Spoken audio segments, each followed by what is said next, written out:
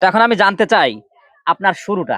আমার শুরুটা আমি একটা গরু নিয়ে শুরু করছিলাম। এখন মোটামুটি ফার্মে মনে করেন যে 5-6টা গরু আছে। তো এটা সম্পূর্ণ বিক্রি করে দিছি। তো আবার এই কুরবানিদের পরে একবারে 10টা মতো উঠাবো। আচ্ছা, তো কোন কোন হাট থেকে গরু ক্রয় করে থাকেন? আমি আমাদের স্থানীয় এই যে কুষ্টিয়া বালিয়াপাড়া হাট আছে, তারপরে পাবনা অরণখোলা হাট আছে। এর আগে রাজশাহী সিটি হাট থেকে সংগ্রহ করছিলাম। এইসব আশপাশ থেকেই করি আর কি। আচ্ছা, তো আপনি এই দর্শকদের উদ্দেশ্যে, জি যারা বেকার, লেখাপড়া করেও সংসারে বোঝা হয়ে ঘুরে বেড়াচ্ছে, জি জি মাদক আসক্ত হয়ে পড়ছে, জি গ্রামের মধ্যে ঝগড়া মারামারি, এদিকে গুতোগুতি ওইদিকে গুতোগুতি করছে, তো তাদের জন্য কি বলতে চান? এখনো বলতেছি বেকার ভাইদের এখনো সময় আছে। আপনারা স্বল্প পরিমাণে কিছু নিয়ে শুরু করেন, আর মনের সাথে যুদ্ধ করেন যে আমি এর সাথে প্রতিদ্বন্দ্বিতা করে আমি উপরে জেগে উঠবো।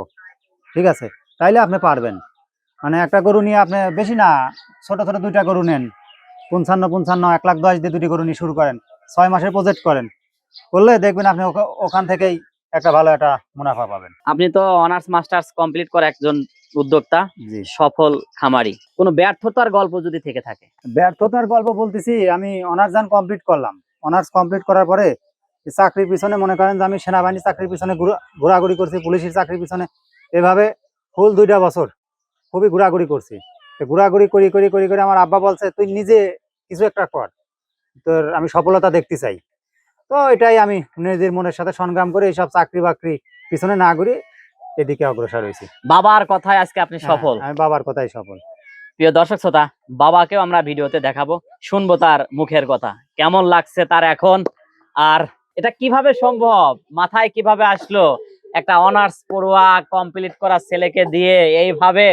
অবশ্য সফল তিনি। এর ভিতরে আমার আর একটা কথা আছে, আমার যে কর্মসংস্থান ব্যাংক আছে, এটা তো মনে করেন যে প্রত্যেক উপজেলাতেই আছে। তো ওখান থেকে আমি একটা লোন গ্রহণ করছিলাম, এরা আমার দিছিল খামার দেখে, এরা আমার বেশ উপকার করেছিল।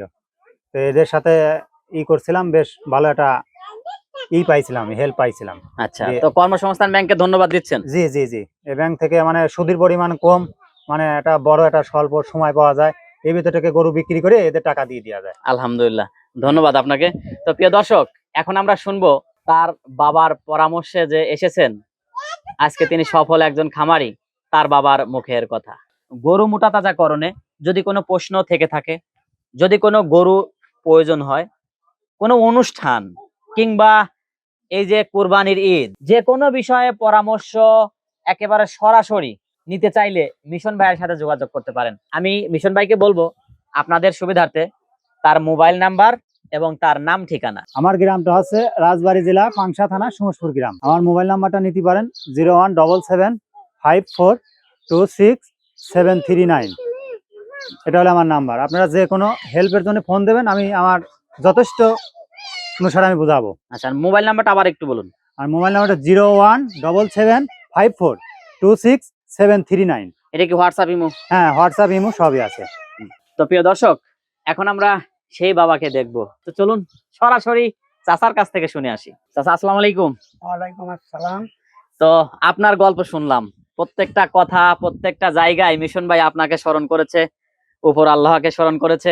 এখন জানতে চাই যে এই যে চাকরি দিতে হলে 14 লাখ টাকা খরচ করতে হয়, সেই টাকায় না দিয়ে এই খামারে ছেলেকে নিয়োজিত করলেন কেন? হইলো যে 14 লাখ টাকা আমি দেবো কার কাছে? চাকরি তো হবে, কিন্তু যার কাছে টাকা যদি মারিয়ে দেয়, আমি তো আবার করার কিছু নেই। এই জন্য আমি কাউকে টাকা দিয়ে সাহসও পাই নাই, আবার ছেলে চাকরি হয় নাই। ছেলেকে বললাম যে তুমি বেসরকারি চাকরি করো, উনি বললো যে আমি বেসরকারি চাকরি করবো না, পারলে সরকারি চাকরি পালি করবো, না বলে আমি করবো না। বেসরকারি চাকরি আমার অপছন্দ। ও সারাদিন করে খাটা লাগে, খাটিয়ে খাটিয়ে যা যা বেতন আসবে 20-30 হাজার, ওই দিয়ে আমার সংসার চলবে না। আমি কোনো কথা তো ঠিকই, তাহলে আমি তোর কি করবো? মাঠে খাটবি না কি করবি? খাটি একটু, তোমার সাথে আর কি করা, মাঠে খাটলে তো ধান পান যাই জন্মাই খায়া পরিও বাঁচতে পারবো, আর চাকরি করে তো খাওয়া পরিও বাঁচতে পারবো না। আর ঠিক আছে, ভালো কথা, তাহলে এই সময় ওই জমি লাগাইছে, ওই জমির পরে একটা খামার করিয়ে দেই, তুমি গরু বাছুর কিনে পুষে 2 ভাই লাভবান হও। সে বললো গরু পুষে লাভবান? হ্যাঁ, গরু পুষে লাভবান হওয়া যায়, খুব লাভবান। কারণ ধনের নিজে পরিশ্রম করা যায়, আমার 2 বেটার বউ আছে, তোমার মা আছে, এরাও সময়তে একটু শ্রমিক দিলি পরে ওতে লাভবানটা বেশি হওয়া যায়। তো এই প্ল্যান প্রোগ্রাম করার পরে আর আমি আমার 2 ছেলের যা বলি ওরা ওই কথাটা মানি নেয়, যে না আমার বাবা যা কয় আমরা ওই কাজই করবো। সেদিক থেকে আপনি সৌভাগ্যবান বাবা। হ্যাঁ, আমি সৌভাগ্যবান, আমার ছেলের আমি যদি যা বলবো ঠিক তাই করবে, হুম। এটাই রাইট, 100% আমার মনের বিশ্বাস। আচ্ছা, কথা শেষের দিকে আসি। তো এখন আপনার কেমন লাগছে? এখন আমার খুব ভালো লাগছে। তো অদূর ভবিষ্যতে এই খামারকে কোন পর্যায়ে দেখতে চান? আমি খামার দেখতে চাই হইল গে আমার ছেলের বলি আরো খামার বাড়াবো, ইনকাম সোর্স বাড়িয়ে যাবে এবং লোকজন এখানে খাটবে সেটা দেখতে চান? হ্যাঁ, এটা প্রয়োজন হলে লোক লেগে করবো। আলহামদুলিল্লাহ।